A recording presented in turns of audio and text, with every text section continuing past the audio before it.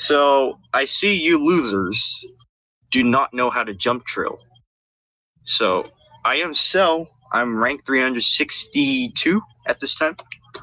And I am apparently what they call a master at jump trilling because I freaking 97% blastics while those losers can't even get an S in it. So I'm here to fucking tell you how to do the jump trill skill right and correctly. So most of you guys go like this. So like you just tense up your fingers in your hands. That's really all. Some even tenses up their arms. They want to have their dexterity increased. However, jump trilling requires passion. A lot of passion. All right.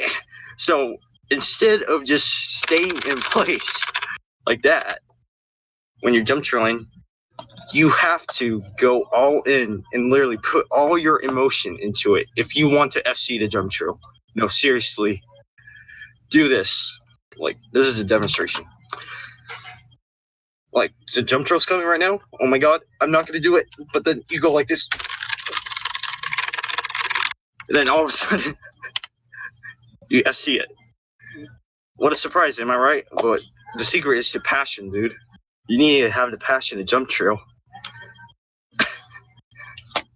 And